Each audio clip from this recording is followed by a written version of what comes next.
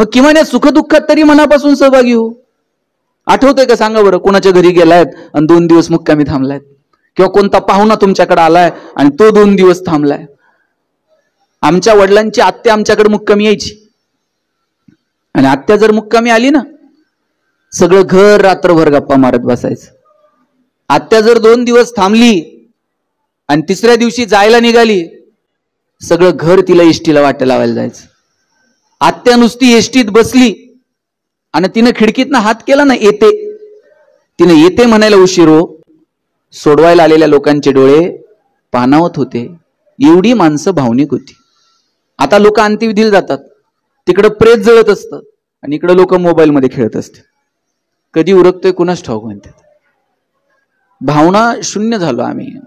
नात्यांमध्ये सुखदुःखात सहभागी होण्यामध्ये सुद्धा निव्वळ औपचारिकता उरली. या औपचारिकतेच्या पलीकडे जाऊन एकमेकांना मनापासून भेटा, एकमेकाच्या सुखदुःखात मनापासून सहभागी व्हा. कोण बिझी नाही? ते सगळेच बिझी झालेत. परवा तर एक जण मला म्हटला, मी इतका बिझी आहे, मला श्वास घ्यायला वेळ नाही. म्हणलं सोडून दे, श्वास घ्यायला वेळ नाही, आपण जगतो कशासाठी? वेळ द्या. जोपर्यंत स्पर्श आहेत ना, तोपर्यंतच नाती आहेत. आज बघा, मावशी आणि भाची भेटला एकमेकीला, काय प्रेम होतो. काका पुतणे, काय प्रेम होतं. आता ही नातीच उरली नाहीत.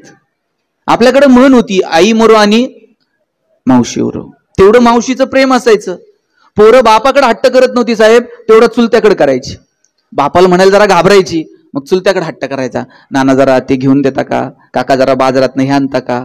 आणि चुलत्यानं सुद्धा स्वतःच्या पोराकडे नाही बघायचं, आधी पुतण्याकडे बघायचं. इतकं प्रेम होतो. आता ही शेवटची पिढी आहे ज्यांच्याकडे मावशी आणि काका शिल्लक आहे.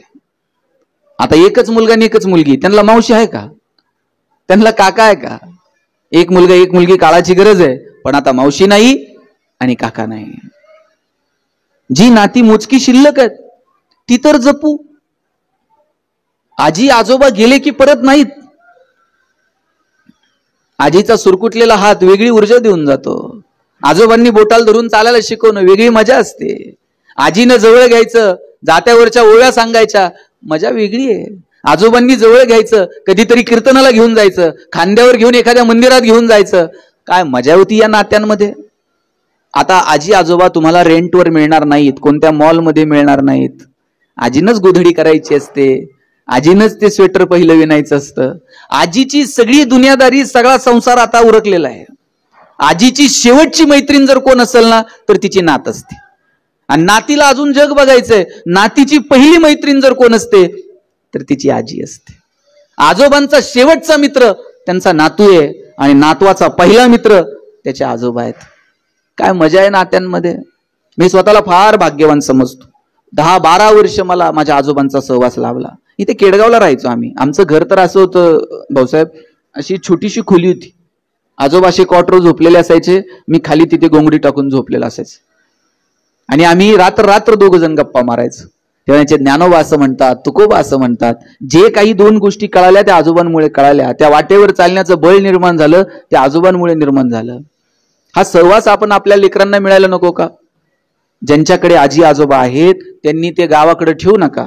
परिस्थिती असेल, गावाकडे राहावं लागत असेल तर कधीतरी नातवांना घेऊन जा, कधीतरी त्यांना इकडे बोलवा.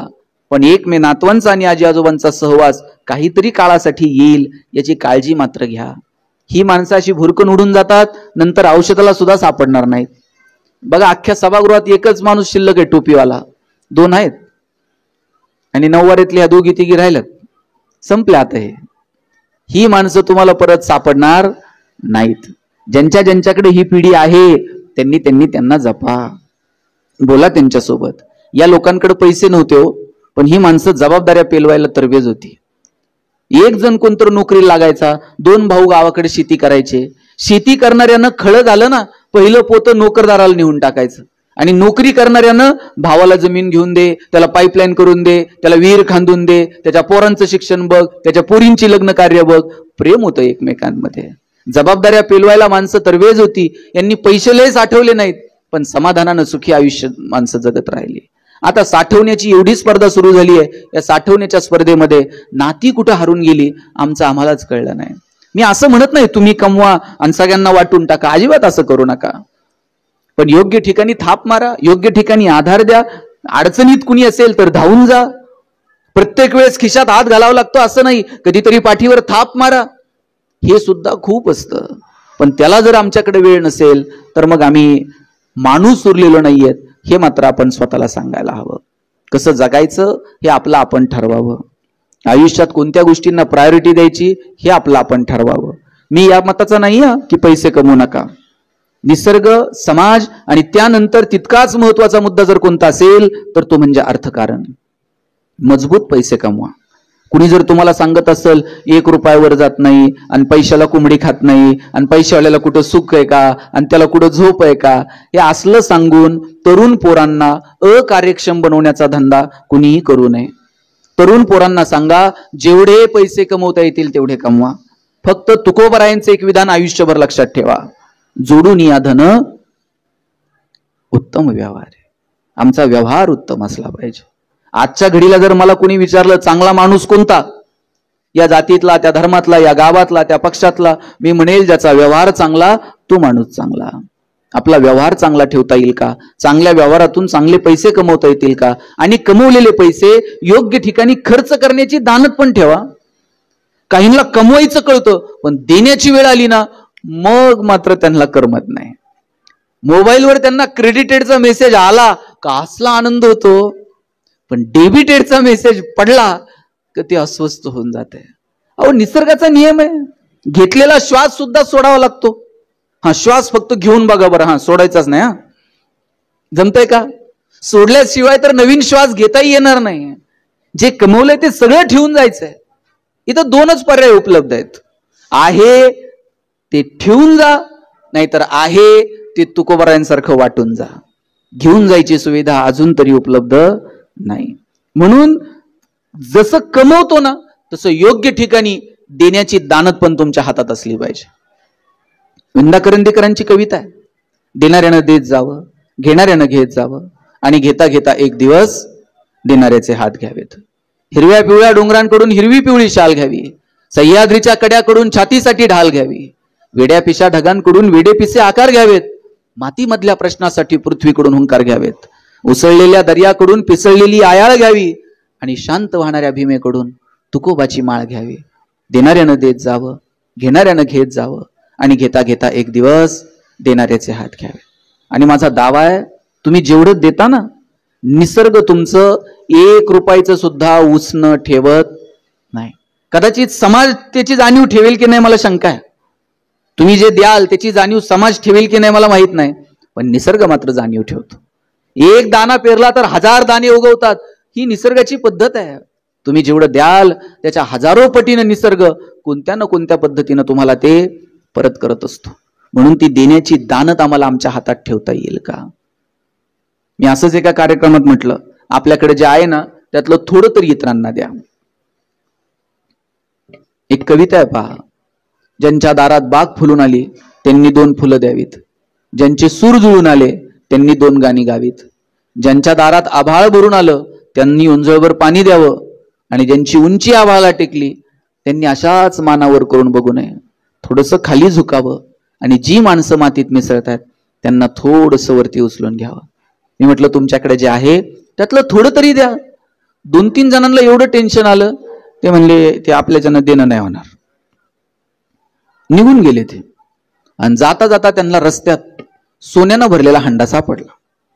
ते हंडा बघितल्यानंतर म्हणले आता असंही फुकट सापडलंय, यातलं थोडं तर देवाला देऊ म्हणले. ते म्हणले पण किती द्यायचं? लय नाही. हातात बांगडी असते ना, बांगडी एवढं वर्तुळ करायचं असं छोटस, सापडलेलं हंडाभर सोनं वर फेकायचं, आणि जेवढं त्या वर्तुळात पडन तेवढं देवाचं, आणि वर्तुळाच्या बाहेर पडन तेवढं म्हटलं आपलं. दुसरा म्हटलं काय स्वार्थी आहेस रे तू, सगळं फुकट सापडलंय, भगवंताच्या कृपेनं सापडलंय, आणि एवढं वर्तुळ आखायचंय, त्यात काय पडतंय का नाही पडतंय? छोटं नाही म्हणला, अख्ख्या गावाला वर्तुळ आखायचं. आणि म्हणला मग सापडलेलं सोनं वर फेकायचं, जेवढं वर्तुळात पडन तेवढं आपलं. तुम्हाला कळतंय का नाही? आता अख्ख्या गावाला वर्तुळ आखल्यावर त्याच्या बाहेर काय पडत असते का? वर्तुळात पडन तेवढं आपलं आणि बाहेर पडेल तेवढं म्हणले देवाचं. तिसरा म्हटला तुम्ही किती स्वार्थी आहात, तुमच्यासारख्या लोकांमुळे कोरोना परत यायची शक्यता आहे म्हणलं. जरा तर देवाला घाबरा, तुम्ही भगवंताला फसवायला निघालात. एक म्हणतोय छोटं आणि एक म्हणतोय अरे म्हणला वर्तुळच आखायचं नाही, सोनं वर फेकायचं. देव कुठं असतो? वर. मग जेवढं वर राहीन तेवढं देवाचं आणि जेवढं खाली पडल तेवढं आपलं. जगातला सगळ्यात हुशार प्राणी कोण आहे? कोण आहे? तुम्हाला शंका आहे का? कोण आहे? माणूस. आणि हे कुणी जाहीर केलंय? इतका तो माणूस हुशार आहे, त्याचं त्यानंच जाहीर करून टाकलंय. मग 2 वर्ष कोविडमध्ये आपली हुशारी गेलती कुठे? डोळ्यानं न दिसणारा एक विषाणू, पण सगळं जग जागेवरती थांबलं. लोक खिडकीतनं खाली बघायची, जनावर रस्त्यावर फिरतायत, आम्ही रस्त्यावर कधी येणार? कोरोना कुणी बघितला का? बघितला कुणीच नाही, पण कळला मात्र सगळ्यांना. जो विषाणू डोळ्यानं साधा दिसला नाही त्यानं सगळं जग जागेवरती थांबवलं. कोण आहोत आपण निसर्गाच्या समोर? निसर्गाच्या समोर आपण कोणी नाहीत. म्हणून जे क्षण वाट्याला आले ते आनंदानं जगा. जन्म आणि मृत्यू ही जी 2 टोक आहेत ना, यातलं एकही टोक तुमच्या माझ्या हातात नाही. मधला जो प्रवास आहे तो फक्त कसा जगायचा हे आपलं आपण ठरवायचं. कुणी इथं दाव्यानं सांगू शकेल का पुढे येऊन माझ्याकडे अजून 50 वर्ष शिल्लक आहेत, माझ्याकडे अजून पुढचे 10 वर्ष शिल्लक आहेत? घेतलेला श्वास परत सोडता येईल की नाही याची खात्री नाही हो. आम्ही कोणत्या अहंकाराच्या गप्पा मारत आहोत? आपण कोणी नाही आहोत, आपण पाहुणे आहोत. राहायचं जोपर्यंत त्याची मर्जी आहे तोपर्यंत आपण इथे आहोत. ज्या दिवशी त्याची मर्जी संपली त्या दिवशी निरोप घ्यायचा आणि हसत हसत निघून जायचं. इतकं साधं सरळ आणि सोपं गणित आहे. कबीरांचा एक दोहा आहे, देश देश के वैद्य बुलाए, लाए जड़ी और बूटी, जड़ी बूटी तेरे काम ना आए, जब राम के घर की खूटी, जरा हलके गाडी हाको मेरे राम गाडी वाले. कबीर सांगतात देश विदेशातून तुम्ही वैद्य बोलवा, पण एकदा का निरोप आला मग तिथे कुणाचं चालत नाही. तुम्ही नीतू मांडके नाव ऐकलंय का? हृदयरोग तज्ञ होते. त्यांच्या पत्नी अलका मांडके यांनी खूप सुंदर पुस्तक लिहिलं, हृदयस्थ नावाचं. नीतू मांडके पुण्यातल्या बीजे मेडिकल कॉलेजला शिकायला होते. अलका मांडके तिथेच शिकल्या. नीतू मांडके हृदयरोग तज्ञ झाले, अलका मांडके भूल तज्ञ झाल्या. त्यांनी लिहिलं, एक दिवशी असंच हसत हसत नीतूने विचारलं, अलका कधी जर मला अटॅक आला तर? ज्या माणसानं 10,000 पेक्षा जास्त शस्त्रक्रिया केल्या, बाळासाहेब ठाकरेंवर शस्त्रक्रिया करायची वेळ आली तर ती सुद्धा नीतू मांडकेंनी केली. आणि ते हसत हसत म्हटले, अलका मलाच अटॅक आला तर? अलका मांडकेंनी पटकन असा तोंडावर हात ठेवला. नीतू असं अभद्र बोलू नये. कोणत्या बाईला बरं वाटतं का नवऱ्यानं असं बोललेलं? पटकन तोंडावर हात ठेवला. नीतू मांडके म्हटले, असं कुठं पुस्तकात लिहिलंय का डॉक्टरला अटॅक येत नाही? येऊ शकतो. आला तर काय करायचं सांग? म्हणजे तूच सांग काय करायचं. मग अँजिओप्लास्टी जर करावी लागली तर अमुक अमुक स्टेन वापर. बायपास जर करावं लागलं तर अमुक अमुक तज्ञाला बोलव. आणि हृदय जर ट्रान्सप्लांट करावं लागलं तर तुर्तास करू नको, इथे करू नको. आणि पुढे जाऊन हसत हसत नीतू मांडके म्हटले, अलका ते ऑपरेशन कुणी करायचंय ते करू दे, पण भूल मात्र तूच द्या. अलका मांडकेंनी लिहिलंय, मला माझ्या आयुष्यातही असं कधी वाटलं नव्हतं की हा प्रसंग फिरून कधीतरी माझ्याकडे येईल. एक दिवशी प्रवासात असताना अचानक फोन आला, अलका मला बरं वाटत नाहीये, समोर हिंदुजा हॉस्पिटल आहे, मी हिंदुजाला पोहोचतो, तू जिथे असशील तिथून हॉस्पिटलला ये. अलका मांडकेंनी हातातली सगळी कामं बाजूला ठेवली आणि हिंदुजाकडे निघाल्या. नीतू मांडके हिंदुजाच्या दारात पोहोचले, खाली उतरले, चालताही येत नव्हतं. वॉचमॅनच्या गळ्यात हात घातला, सांगितलं स्ट्रेचर बोलव, मला आयसीयू मध्ये घेऊन चल. स्ट्रेचर बोलवलं, आयसीयू मध्ये घेऊन गेले. ज्या हातांनी हजारो शस्त्रक्रिया केल्या ते नीतू मांडके लहान लेकरासारखं त्या आजूबाजूच्या डॉक्टरांकडे बघत होते, डोळ्यानं खुणवत होते, आता हे करा, आता ते करा. तितक्यात अलका मांडके आल्या.